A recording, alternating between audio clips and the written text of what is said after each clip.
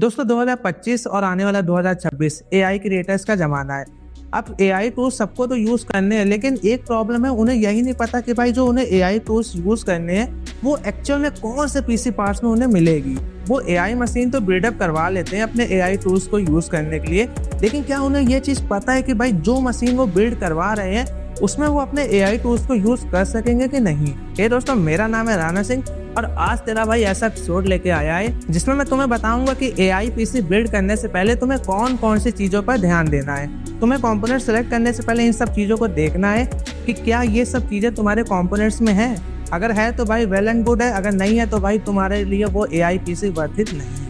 दोस्तों, PC parts में AI component में दो मेन कंपोनेंट होते हैं, जो कि पहला है सीपीयू एंड दूसरा है जीपीयू। तो सबसे पहला मेन कंपोनेंट की बात करते हैं, जो कि है सीपीयू यानी प्रोसेसर। दोस्तों, प्रोसेसर में हमें कोर्स एंड थ्रेड्स तो देखने ही पड़ते हैं, लेकिन इसके साथ एक और चीज़ आती है एआई क्रिएटर्स के लिए, वो है भाई एनपीयू, जिसका मतलब होता है न्यूरल प्रोसेसिंग यूनिट, जो कि एक डेडिकेटेड चिप होती है एआई वर्क्स के लिए। दोस्तों, ये हेल्प करता है बैकग्राउंड नॉइस को रिमूव करने में, एआई फेस रीस्टोरेशन में, एआई ग्रीन स्क्रीन में, ऑब्जेक्ट को रिमूव करने में, वॉइस को इन्हेंस करने में और ट्रांसक्रिप्शन में। एनपीयू एक डेडिकेटेड चिप होती है। जितना एआई फीचर्स तुम फोटो और वीडियोस में यूज करते हो वो एनपीयू की हेल्प से 3 से 5 गुना बढ़ जाता है। अब बात करते हैं कि 2025 में हमें कौन कौन से प्रोसेसर्स में एनपीयू देखने को मिलता है। अगर बात करें इंटेल प्रोसेसर्स की, तो इसमें हमें अल्ट्रा सीरीज में एआई बूस्ट एनपीयू मिलता है। अगर आप इंटेल के प्रोसेसर के साथ बिल्ड बनवाने वाले हो तो स्क्रीन पर लिस्ट हुए प्रोसेसर्स में आप किसी भी एक प्रोसेसर को चूज कर सकते हो। दोस्तों, इंटेल के एनपीयू का क्या बेनिफिट है, चलिए जानते हैं। वीडियो एडिटिंग सॉफ्टवेयर जैसे प्रीमियर प्रो और डेवेंसी रिजॉल्व में एआई टूल्स फास्टर होते हैं। इंटेल की आर्क ग्राफिक्स के साथ कंबाइंड एआई परफॉर्मेंस मिलती है। ओपनवीनो को सपोर्ट करते हुए एआई मॉडल्स को ऑप्टिमाइज कर देता है। बैकग्राउंड टास्क जैसे डी नॉइस, ब्लर, आइसोलेशन, ये सब एक डेडिकेटेड एनपीयू के हेल्प से हो जाता है और इंटेल के एनपीयू के हेल्प से सीपीयू पर ज्यादा लोड नहीं पड़ता है, जिससे तुम स्मूथ मल्टीटास्किंग कर सकते हो। दोस्तों, अगर इंटेल के हाई एंड प्रोसेसर की बात करें, जो कि है अल्ट्रा 9, तो इसमें हमें ओवरऑल 36 टॉप्स देखने को मिलते हैं, जिसमें खाली एनपीयू के हमें 13 टॉप्स देखने को मिलते हैं। बाकी प्रोसेसर के ग्राफिक्स में हमें 8 टॉप्स देखने को मिलते हैं, जिससे एआई टास्क में सिस्टम बॉटलनेक नहीं होता। अब बात करते हैं एएमडी के प्रोसेसर्स की। दोस्तों, 2025 में एएमडी जो है वो एआई क्रिएटर्स का किंग बन रहा है, क्योंकि भाई जो एएमडी के राइजन के एआई प्रोसेसर्स हैं उसमें हमें XDNA2 एनपीयू मिलता है। अगर तुम AMD के प्रोसेसर के साथ बिल्ड बनवाना चाह रहे हो तो तुम AMD का Ryzen 7 8700G को चूज कर सकते हो, क्योंकि इसमें हमें एआई के लिए एनपीयू देखने को मिलता है। और इससे डाउन में तुम्हें Ryzen 5 8600G में भी एआई के लिए एनपीयू देखने को मिलता है। अब AMD के एनपीयू के क्या एडवांटेज है, चलिए उसके बारे में जानते हैं। दोस्तों, AMD का अपना एनपीयू आर्किटेक्चर है, जिसे हम XDNA के नाम से जानते हैं।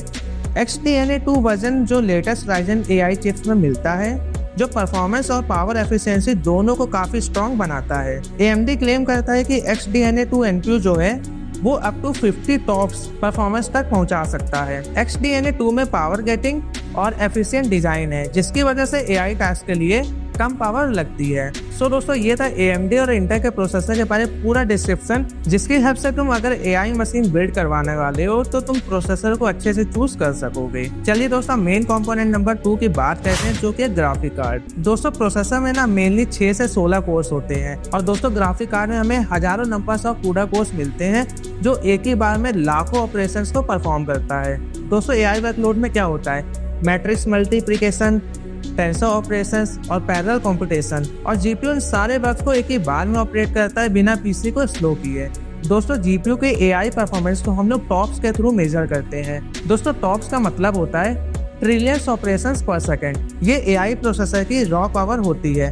टॉप्स जितना हाई होता है, मॉडल उतना ही फास्ट रन होता है। दोस्तों, प्रोसेसर में हमें 10 से 50 टॉप्स देखने को मिलते हैं और वहीं ग्राफिक कार्ड में हमें 100 से 1000 प्लस टॉप्स देखने को मिल जाता है। एग्जाम्पल के तौर पर तुम स्क्रीन को पॉज करके देख सकते हो, जो एनवीडिया के लेटेस्ट सीरीज यानी 50 सीरीज के जो डेस्कटॉप जीपीयूज हैं उसमें हमें कितना एआई टॉप्स मिलते हैं। सबसे हाई एंड जीपीयू की बात करें तो वो है भाई 5090 में हमें 3352 एआई टॉप्स मिलते हैं। मतलब जीपीयू एक ही सेकंड में ट्रिलियन एआई कैलकुलेशन कर देता है। इसलिए जीपीयू एआई वर्कलोड में 100 गुना फास्टर एग्जीक्यूट करता है। और अगर भाई तुम एआई मशीन बिल्डअप करवाने वाले हो तो ट्राई करना है कि भाई एनवीडिया के लेटेस्ट सीरीज 50 सीरीज के साथ ही तुम अपने पीसी को बनवाना।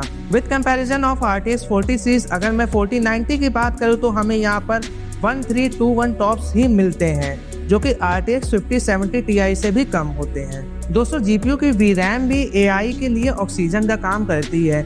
सीपीयू की रैम स्लो होती है और एनपीयू की मेमोरी भी लिमिटेड होती है। और ग्राफिक कार्ड में हमें 8, 12, 16, 24, 48 जीबी की VRAM देखने को मिलती है। ये जो ग्राफिक कार्ड में हमें हाई स्पीड VRAM मिलती है, ये stable diffusion, LLMS, video AI, upscaling, इन सब को इजीली लोड कर देता है। सो भाई तुम जब भी अपने लिए एक एआई मशीन बिल्डअप करवाने जाना तो ग्राफिक कार्ड के टाइम पे तुम जो भी ग्राफिक कार्ड सिलेक्ट करो उसकी वेबसाइट पे जाके स्पेक्स में तुम उसके टॉप्स को देख लेना, जिससे तुम्हें उस ग्राफिक कार्ड की एआई परफॉर्मेंस का पता चल जाएगा। दोस्तों कंपोनेंट नंबर 3 की बात करते हैं, जो कि है भाई रैम। दोस्तों एआई टूल्स जो है वो रैम को फुल्ली कंज्यूम करता है।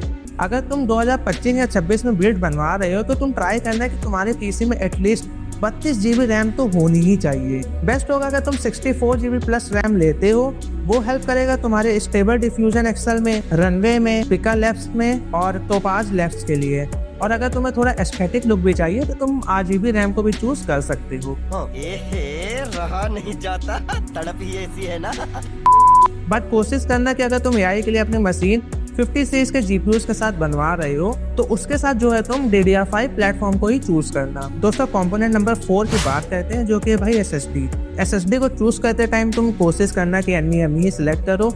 और NVMe में Gen 4 या Gen 5 SSD को चूज कर सकते हो, जो कि तुम्हें फास्ट स्पीड प्रोवाइड करेगी और तुम्हारे डेटा को जल्दी ट्रांसफर करने में हेल्प करेगी। और ट्राई करना कि जो तुम C ड्राइव है वो 1 TB की ही बनाना, क्योंकि जब तुम एआई टूल्स पर काम करोगे तो वो लार्ज फाइल क्रिएट करती है और कभी कभी तुम्हें मल्टीपल एप्लीकेशंस इंस्टॉल करनी पड़ेगी, जिसके लिए तुम्हें स्टोरेज अच्छा खासा चाहिए होगा। और बाकी PSU और कैबिनेट की बात करें तो भाई PSU जो है तुम अपने कंपोनेंट्स के कंपैटिबल में देख लेना कि तुम्हारे कंपोनेंट कितना लोड उठाएंगे, और कोशिश करना कि भाई तुम गोल्ड पावर सप्लाई को ही चूज करना, क्योंकि एआई मशीन तुम बिल्डअप करवा रहे हो।